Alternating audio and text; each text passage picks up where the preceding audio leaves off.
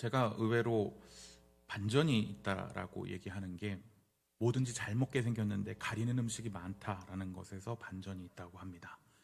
생긴 것은 가리는 거 없이 다 잘 먹는 것 같은데 저는 의외로 수박도 별로 안 좋아하고 청국장 이런 거 막 너무 좋아서 막 밥 쓱쓱 비벼서 잘 먹을 것 같은데 의외로 청국장도 안 좋아하고 비린 것도 별로 안 좋아합니다.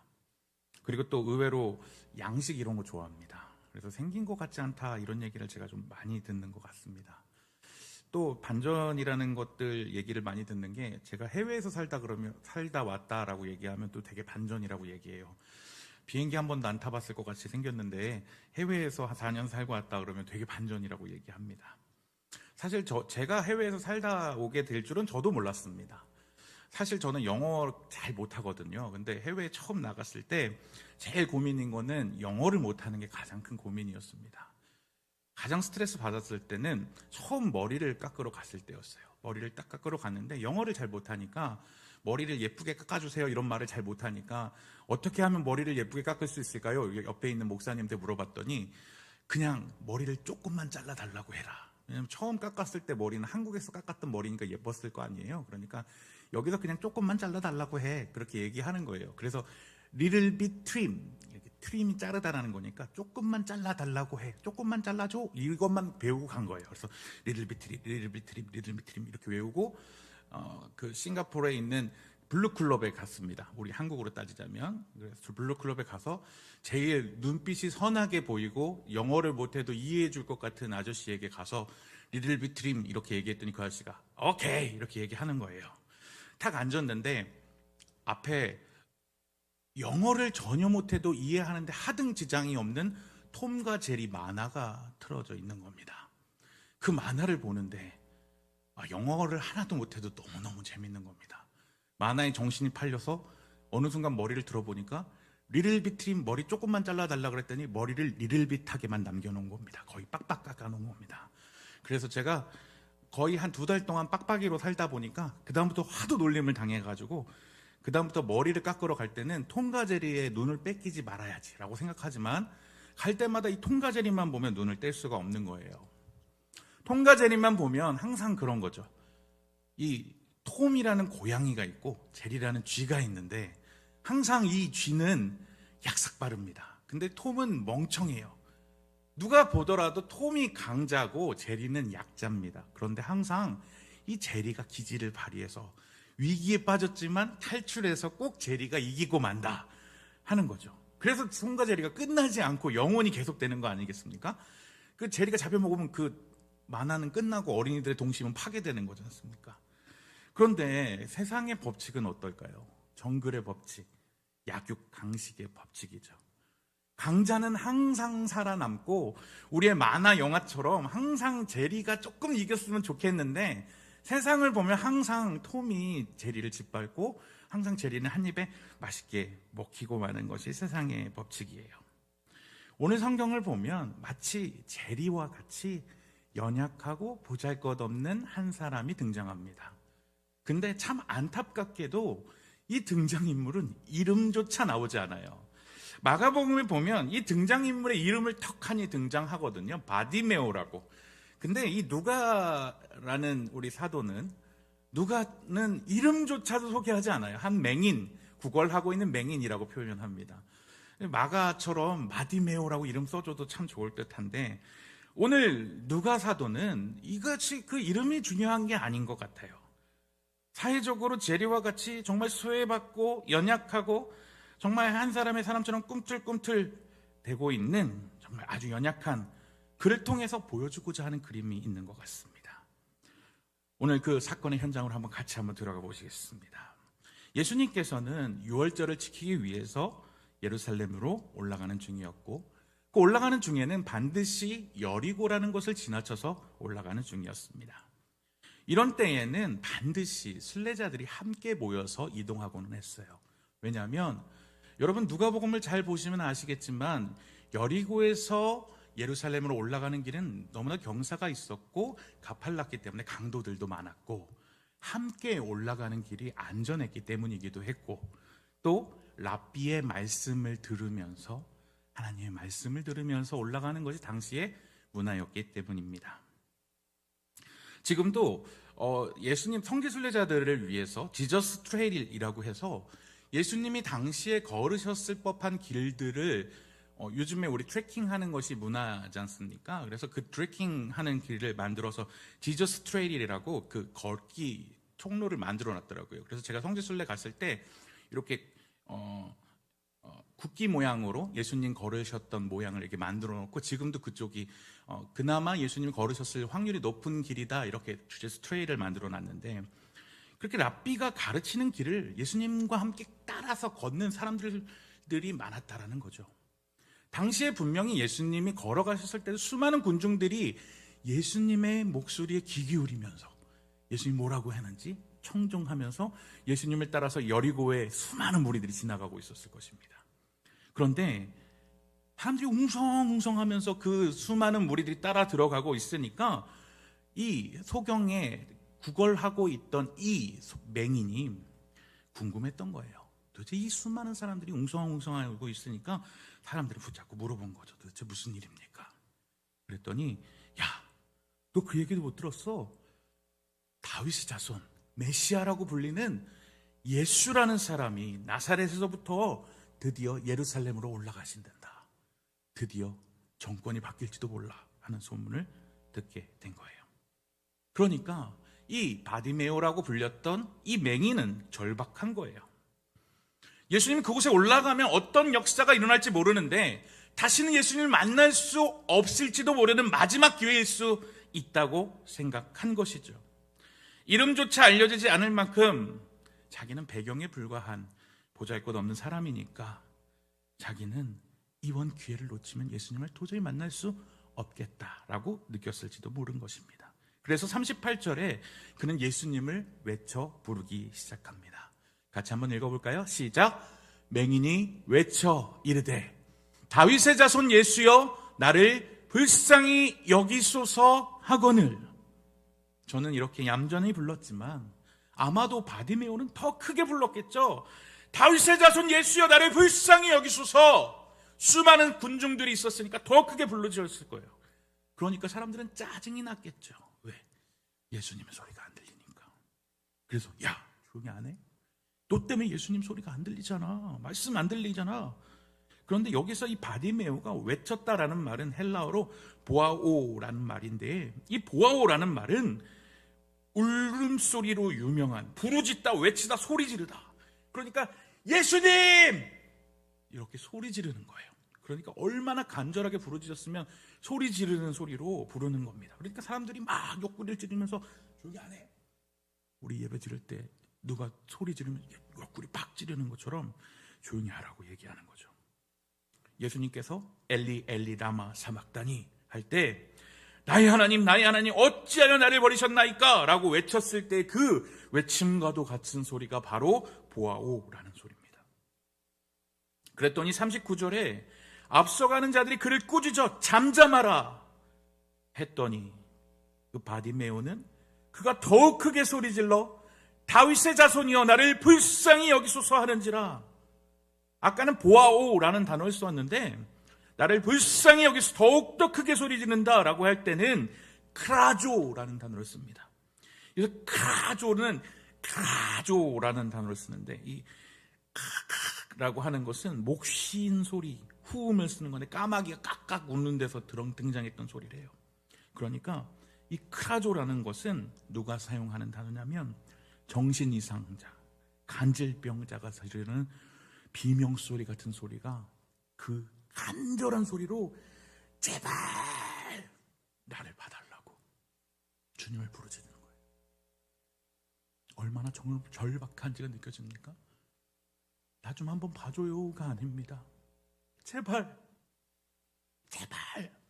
나를 한 번만 봐달라고, 제발 나를 불쌍히 여겨달라고 주님을 향해서 있는 힘과 자신의 모든 에너지를 다해서 보이지 않는 그곳을 향해서 예수님을 간절하게 부르짖는 것입니다. 자존심? 남들이 뭐라고 하는 것? 그를 쿡쿡 찌르고 사람들이 뭐라고 하는 것? 지렁이도 밟으면 꿈틀댄다고 자신의 모든 에너지를 다해서 예수님 제발 나를 좀 봐주십시오. 그 처절한 절망감과 자신의 모든 것을 구제해 줄 분은 주님밖에 없다는 것을 믿음으로써 체면 필요 없습니다. 주님밖에는 나를 이 상황에서 건져줄 분은 없습니다 라면서 주님을 부르짖었을 때 거짓말처럼 주님의 발걸음이 멈춥니다. 그리고 주님은 단도직입적으로 그를 묻습니다. 41절 말씀, 내게 무엇을 하여 주기를 원하느냐? 이르되 주여 보기를 원하나이다.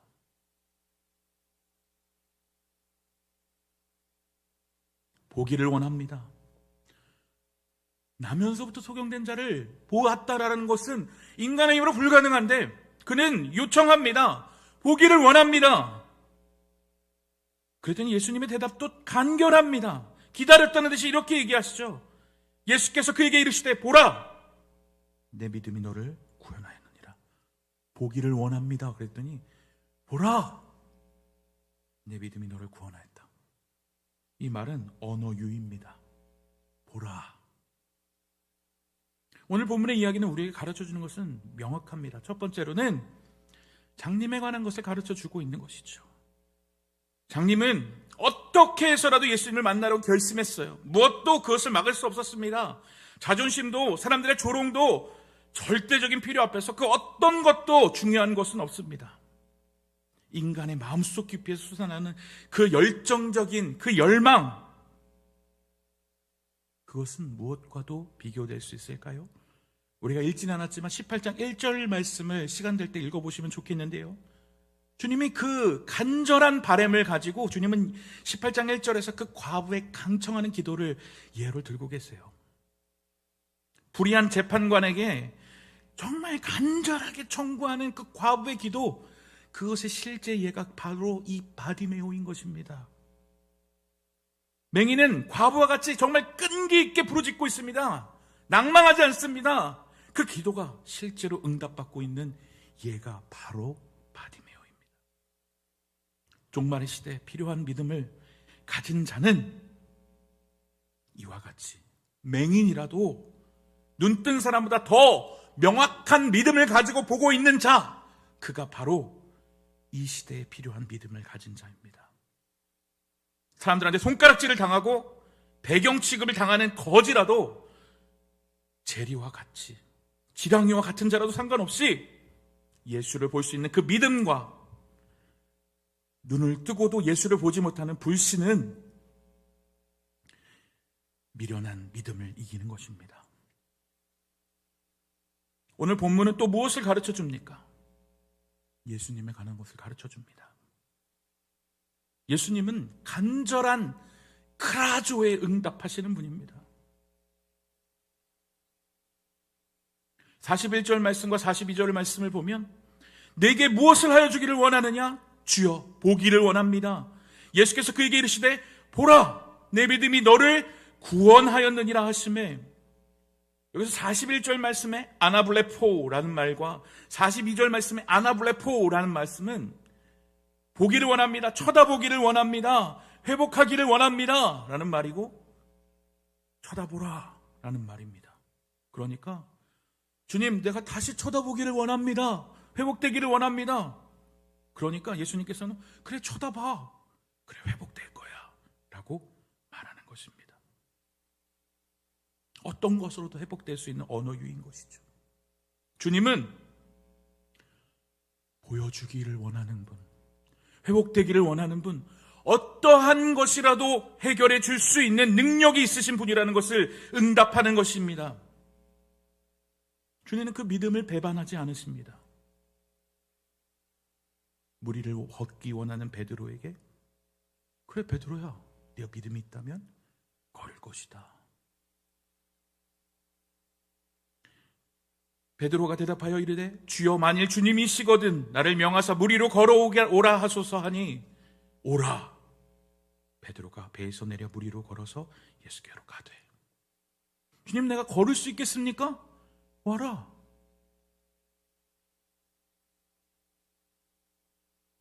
예수께서 이르시되 할 수 있거든이 무슨 말이냐? 믿는 자에게는 능히 하지 못할 일이 없느니라.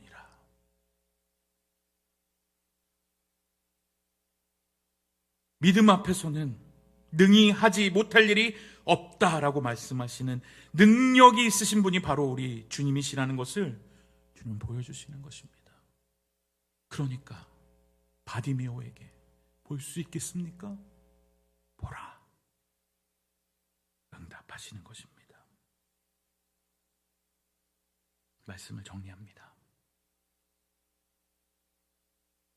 주님, 나를 불쌍히 여기소서.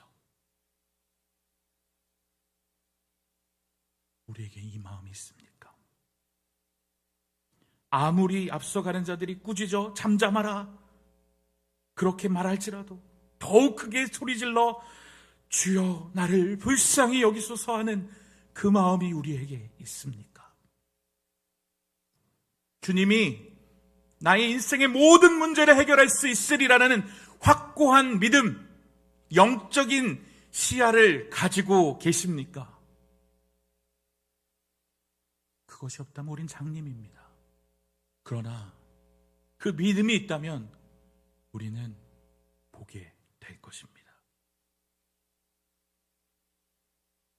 누가복음 18장 8절 말씀입니다. 내가 너희에게 이루느니 속히 그 원한을 풀어주시리라. 그러나 인자가 올 때에 세상에서 믿음을 보겠느냐. 주님은 그 믿음을 찾고 계십니다. 간절한 마음으로 주님 앞에 나아가는 이 저녁이 되기를 간절히 소원합니다. 주님, 보기 원합니다. 나의 영적인 소경됨을 불쌍히 여겨주시고 믿음의 눈으로 보는 눈뜸을 허락하여 달라고 기도해 주시기 바랍니다. 주님, 나를 불쌍히 여겨주십시오.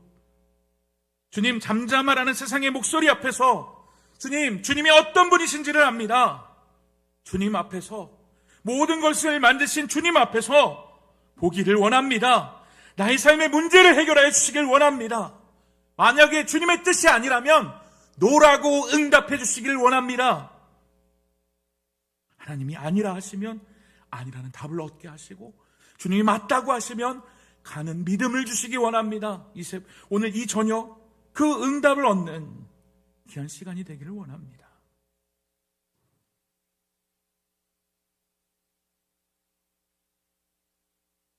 마태복음 6장 33절 말씀을 마지막으로 함께 읽고 오늘 설교를 마무리하고자 합니다. 그런즉 너희는 먼저 그의 나라와 그의 의를 구하라. 그리하면 이 모든 것을 너희에게 더하시리라. 우리가 주님의 나라와 의를 구하고 있다면 주님께서는 그 간절한 과부의 기도에 응답하셨듯이 바디메오의 그 간절한 그라조에 응답하셨듯이 오늘 이 저녁 우리의 간절한 기도에 응답하실 것입니다. 사랑하는 화평의 교우 여러분, 주님은 우리를 불쌍히 여기실 것입니다. 우리의 신음에 멈춰서 우리에게 주님 말씀하실 것입니다. 내가 너에게 무엇하여 주기를 원하느냐? 주여 나를 불쌍히 여기소서. 그렇게 주님 앞에 나가시지 않으시겠습니까? 여러분, 우리의 영적인 시야를 회복하는, 우리의 소경됨을 회복하여 눈뜨는 이 저녁 은혜의 시간이 되시기를 주님의 이름으로 간절하게 축원합니다.